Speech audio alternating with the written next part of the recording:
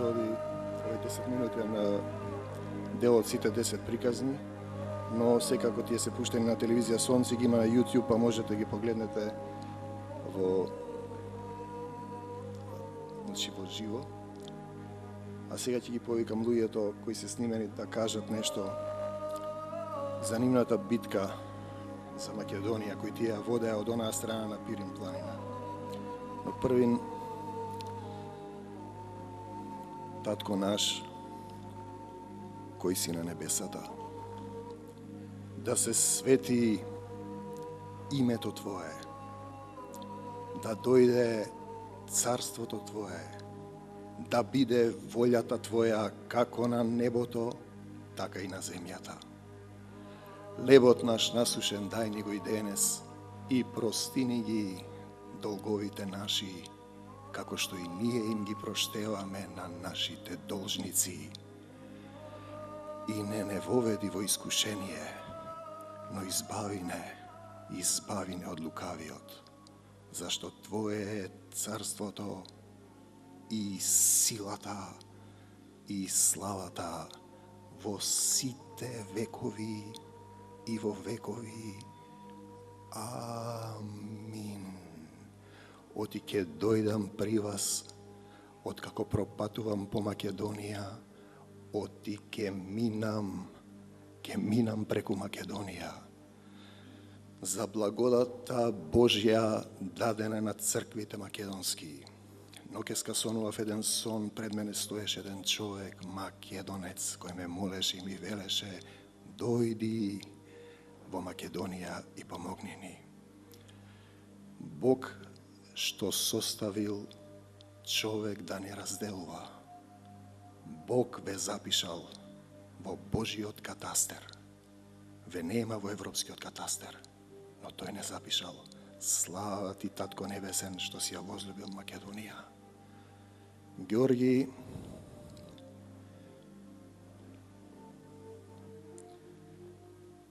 првиот председател на ОМО Илинден, 2 пати во затвор по 4 години, автор на една книга, живее со скромна пензија во Петрич. Може би ќе се сети некој од македонскиве надлежни да му даде национална награда.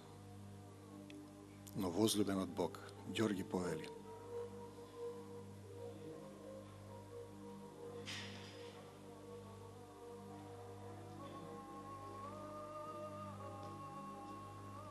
Почитувани браќа и сестри македонци, дозволете ми прво да ви ги предам поздравите на сите македонци од Пиринскиот дел на Македонија, посебно од раководителите и членовите на ОМО Илинден Пирин. Како што кажа нашиот пријател Тихомир, јас сум првиот председател на ОМО Илинден. Имам одлежено 2 пати по 4 години затвор за нашата Македонија. Не сум бил криминален престапник, како што беше запишал Стојан Бојаджиев, заместник председател на ВМРО СМД од Софија во 1990 година. Јас бех присутен во Копенхаген на семакедонска делегација која бранеше правата на македонците во Пирин, во Егеј и секаде. Од Егеј беше Христос Севедорополос, аз бех од овде и нашиот пријател Ѓорги, кој што живее во Скопје и живееше сега па е у Пирина, адвокатот Ѓорги. И таму ние имахме многу добар достап и прославихме нашата борба во Пирина. Примерно, еден македонец, лажен македонец, кој што е роден во Струга, а живее во Бугарија. Тој праша мене: господине Ѓоргиев, зашто не дојде во Софија да ги кажете вашите маки да идвате овде да излагате в Бугарија? Ја му велам вака: господине, вие сега да не падате от Марс. Знаете ли колко луѓе во Бугарија се одлежава по затвори, по логори, само за тоа дека бранат македонското име, дека се чувствуват македонци. Немат ништо направено прекршок. Тој каза, ама што ама? Ние се борим за нашите права македонци. Чувствуваме се македонци и овде идваме да докажеме дека сме обесправени во оваа националистичка држава Бугарија. Кога си дојдох овде,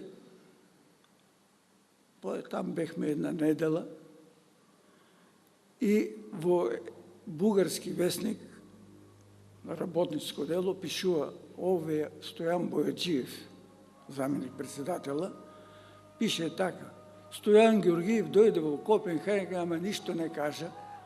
Тој е бил криминален престапник. Јас, кога се дојдох од Копенхаген, околу 2 месеца бех овде и тога пишувах мојата единствена книга до сега, ама очекувам нова книга да ми излезе. Македонија на С. Ова ја пишувах во Охрид, во Битула и час во Скопје. И кога си ојдох од овде, на граничниот пункт во Златарево ми зедал пасош за проверка и 15 месеца не ми дадоа да излезам од Македонија. Викат, ти си страшен си за безбедноста на Македонија и Македонија ќе ја гледаш само на картата. Јас се жалих до председател, желив до министар Данов во Софија, каде ли не одех, не ми дават пасош. И мина многу време, 15 месеци, а јас се вознемирих од това. Јас сум толку, целиот живот ми издаден на Македонија. И тогава кренах од град на град, од село на село, од куќа на куќа, да организирам Ому и Линден во 34 населени места. Аз сум со мој подпис како председател на Ому и Линден, аз сум составил ограници на нашето Ому и Линден. Многу нешто се случија. Аз сум бил приемен многу радушно од сете. Ето Иван Сингартийски, вие го чухте. 3 обиколки имам на Бугарија.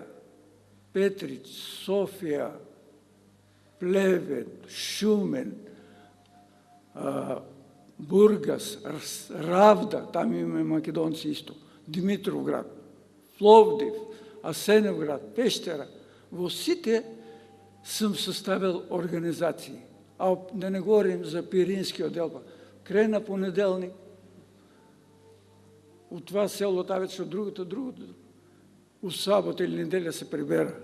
А кога правих обиколки на Българија, по 9-10 дена јас обикалям за нашето дело. И, как да ви кажа, многу е тешко во Бугарија да си македонец. Кога станах 60 години, аз имах само 20 години трудостаж. Се сам без да работа. Шом си македонец, немаш простор, никој не си вреден. Јас исках да студирам френска филологија. Бех многу добар ученик, отличник. Ама, викат, ти си неподобен за нас. Треба да дае комсомола препоръка да те приемат да студираш. Јас не можех да взема висше образование, запишах техникум вечерен строителство во Софија, заврших го и почнах да работя како строителен техник.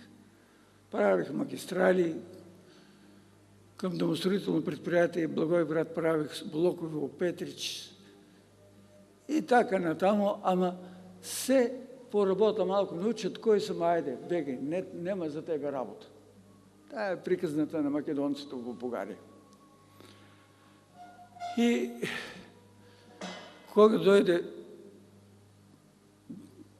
10 ноември нали, во Бугарија вече Тодор Живко падна, а ние до тогава мислихме, додека е жив тој, македонци нема да видат слобода, немат. И ние помислихме дека е дошло времето и ние, македонците, да се организираме. И един ден се собрахме на 14 април 90 година в домот на Вихрин Запред во Сандански, 4-5 организации македонски, 34 души представници, ръководители на тия организации и съставихме ОМО, Обединената македонска организация Илинден. И между другото приехме уста, програми и така натаму. И Йордан Костадинов предложи да се избере ръководство. Йордан, вие го знаете кой е Йордан Костадинов. И тогава се реши от 36 представители, 30 гласа аз да бъда председател, а Йордан заменик председател. Йордан исто беше во затвор. Втори път аз като бех в затвор, 4 годишна, той също, исто така во Стара Загора беше, там работихме в дърводелна. Първия път работих на една кариера, чукахме камени между селата Каловяновиц и едно друго беше, оградени со телени мрежи, со кучине, со пушки, со автомати не пазех и работихме там. Втория път в самия затвор работихме и аз много там четах, учих английски, френски, гръцки, турски. Гръцки учих от един вестник от Ташкент. Получавахме там и речите на Брежнев, на македонски, на български и на гръцки.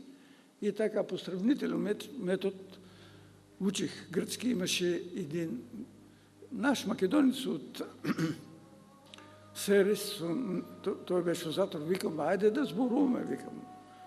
Малка килия, се плашиш от карцер, не искаше да разговаря. Много има приказен да се говори, но да дайме простор на другите наши приятели да кажат. Искам да кажа, че Македония е наша библейска земя, ние се борим и нема да отстъпим от това. Благодарям ви за вниманието и ви пожелавам много, много здраве.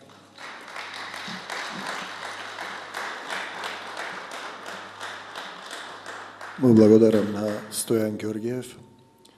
Го повикувам Тале Талев. Да.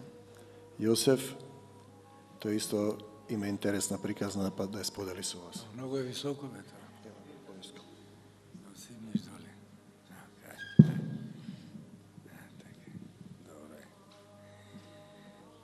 И аз съм от Пиринскиот дел на Македонија.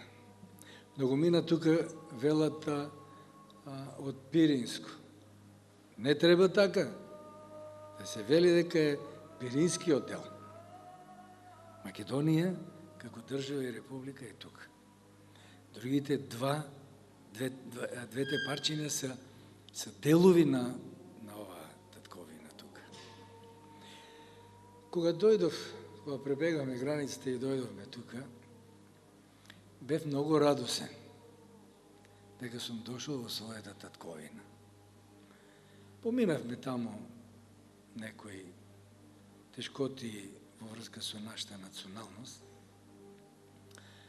и излегувајќи тука по улицата и се сретнуваме со разни луѓе и разговараме, но гледам луѓето некако не се осеќат како македонци, туку како југословени.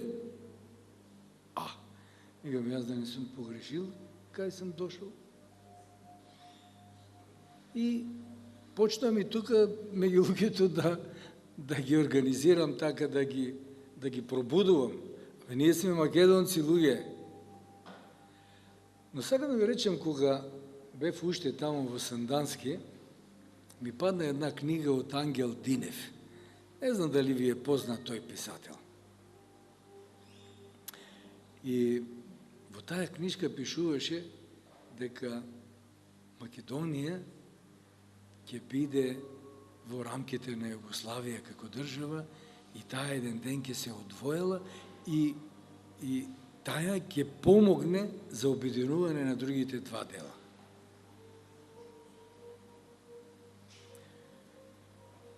И навистина, тоа нешто ме радуваше дека еден ден ќе го доживееме и тоа нешто. Ама помина доста време и тука се запознаме со Георги Јанчов,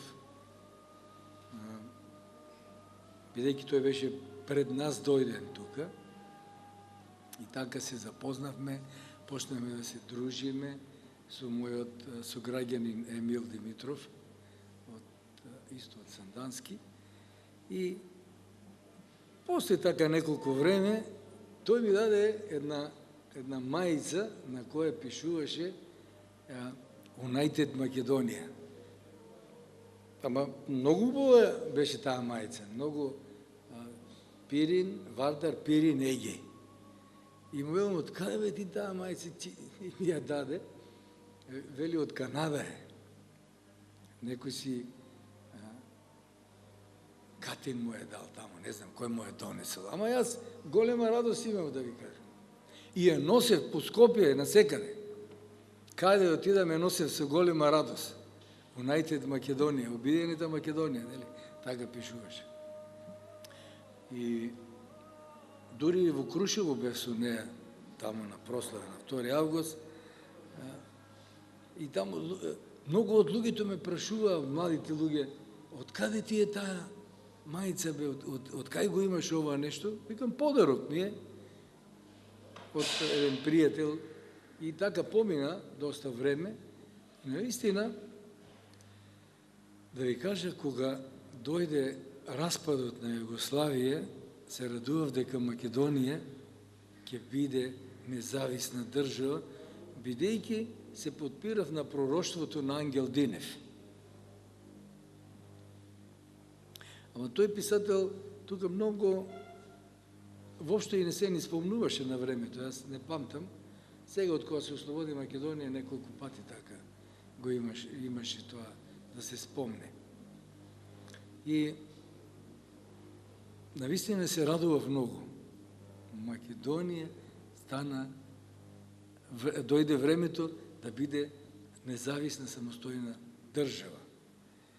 Навистина се радував таму кога ги гледав на трибината наредени тие стари водачи како Глигоров и многу тие другите, сите околу него, што беа накичени, поготово тие штипјани таму.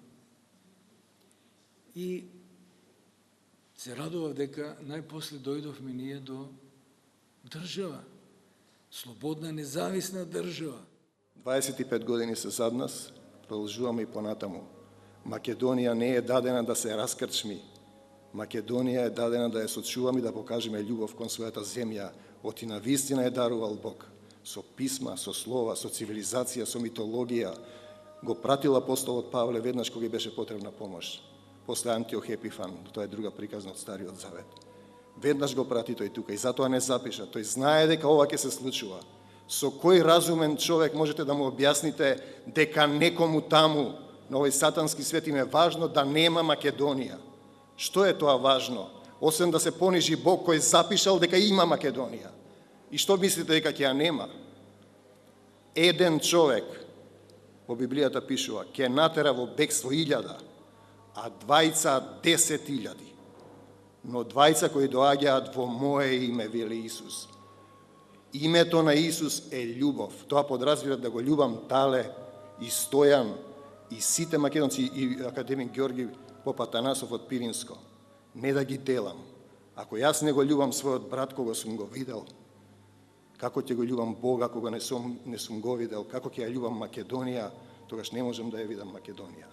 Тоа се армакедонските слави, Армакедон 16:16 и ги собра сите на местото по еврејски наречено Армакедон, последната битка кога Исус доаѓа и го победува злото. Тие ќе речат Армакедонија се наоѓа во Израел, во некоја пустина. Тоа не е географски поим, луѓе. Тоа е духовна битка. Духовна битка е Армакедон, секој ја води таа. А ние ја гледаме материализирана тука, во нашите улици, што ни се случува. Каков абсурд на европската, на европејската цивилизација. Каква Европа? Каква цивилизација? да ништиш, да забрануваш, да затвараш, да убиваш и да лажеш дека не е така. Па тој свет не е Македонија и не е од Бога. Ви благодарам што дојдовте.